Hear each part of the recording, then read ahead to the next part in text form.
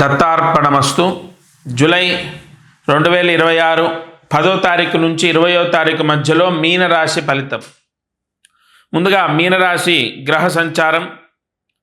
జన్మంలో శని, తృతీయంలో కుజుడు, చతుర్థంలో రవి బుధులు, పంచమంలో గురువు, షష్టమంలో శుక్రకేతులు, వ్యయస్థానంలో రాహు.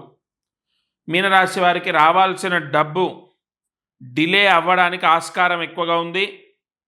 రావాల్సిన డబ్బు ఈ వారం వచ్చే అవకాశం తక్కువగా ఉంది.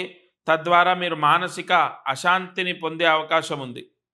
అలాగే మీనరాశి వారు ఉద్యోగం ప్రయత్నం అంటే జాబ్ ప్రయత్నం చేస్తున్న వాళ్ళకు జాబ్ లభిస్తుంది. అలాగే ఉద్యోగంలో ఉన్న వాళ్ళకు కూడా తప్పకుండా బ్రహ్మాండంగా ఉంది. పేరు విషయంలో, అలాగే జాబ్ విషయంలో, పని విషయంలో ఎటువంటి చికాకులు లేవు. ప్రశాంతంగా జాబ్ చేయడం, ఆనందంగా ఉండడం. ఈ 10 రోజుల్లో ఉద్యోగం చేసే వాళ్ళకి ఎటువంటి ఇబ్బందులు లేవు. అయితే ఉద్యోగ ప్రయత్నాలు చేసే వాళ్ళకు కూడా ఉద్యోగం లభిస్తుంది. వ్యాపారం చేసే వాళ్ళకి ఎలా ఉంటుంది అంటే పంచమ స్థానంలో గురువు ఉన్నాడు, వ్యయంలో రాహు ఉన్నాడు. డబ్బు వస్తుంది కానీ నిలబడదు, ఖర్చు అవుతుంది. వ్యాపారంలో సేల్స్ అవుతాయి కానీ కొంతమంది తర్వాత ఇస్తాము అని చెప్పి తీసుకెళ్ళడం కూడా జరుగుతుంది. ఓవరాల్గా అధిక లాభాలు అయితే లేవు. ఇక ఆరోగ్యం, ఈ ఏలినాటి శని, కంటక శని దోషం ఉంది. జన్మంలో శని ఉన్నాడు కాబట్టి కొంత అనారోగ్య సమస్య ద్వారా డబ్బు ఖర్చు అనేది ఇక్కడ తెలుస్తోంది. అలాగే మీనరాశి వారు ఇంట్లో ప్రశాంతంగా ఉండే అవకాశం ఉందా అంటే ఉంది.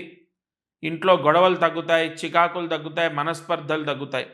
అయితే బయట వాళ్ళతో లేదా బంధుమిత్రాదులతో కొన్ని మనస్పర్ధలు లేదా వ్యాపారంలో పార్ట్నర్స్తో కొన్ని మనస్పర్ధలు సూచిస్తున్నాయి. అలాగే ఒక వాహన సంబంధితమైన ఇబ్బంది కూడా ఈ మీనరాశి వారికి ఇక్కడ క్లియర్గా తెలుస్తోంది. అలాగే నూతన వాహనం తీసుకోవచ్చా అంత యోగించదు.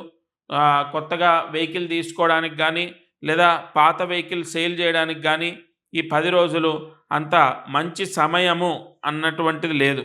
ఇక మీనరాశి వారికి లోన్లు ఏమైనా వస్తాయా అంటే తప్పనిసరిగా ఈ వారంలో అంటే ఈ 10 రోజుల్లో లోన్ వచ్చే అవకాశం అయితే క్లియర్గా తెలుస్తోంది.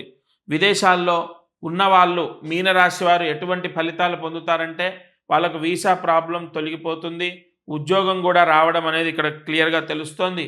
జాబ్ వస్తుంది, వీసా ప్రాబ్లం పోతుంది. 10 రోజుల్లో విదేశాల్లో ఉన్న వాళ్ళకి ఏదైనా అద్భుతమైన ఫలితం అంటే మంచి జరిగే అవకాశం ఉంది. ఇక చదువుకునేటటువంటి పిల్లలకు మీనరాశి వారికి ఎలా ఉంది అంటే గురుబలం చేత కొంచెం మారుతారు, చెప్పిన మాట వింటారు, బాగా చదువుతారు. ఈ 10 రోజుల్లో చదువుకి ఆటంకం అయితే లేదు. ఇక మరి మీనరాశి వారు చేయవలసినటువంటి పరిహారాలు 10వ తారీఖు నుంచి 20వ తారీఖు మధ్యలో 16వ తారీఖు తలస్నానం చేయాలి. తద్వారా వాహన గండం అనేది తొలగిపోతుంది. అలాగే దగ్గరలో ఉన్న అమ్మవారు లక్ష్మీదేవి కానీ, దుర్గా ఆలయం కానీ, లక్ష్మీ ఆలయానికి కానీ వెళ్ళాలి. ఆ అమ్మవారి దర్శనం చేసుకోవాలి. 3 ప్రదక్షిణాలు చేయాలి. తద్వారా విశేష ధనయోగం మీనరాశి వారికి. అలాగే ప్రతిరోజు మీనరాశి వారు రాఘవేంద్ర స్వామి యొక్క అష్టోత్తరాన్ని పారాయణ చేయాలి లేదా వినాలి. అందువలన మీనరాశి వారికి శని దోషం తగ్గుతుంది. మీనరాశి వారు అనుకున్న పనులు పూర్తవుతాయి.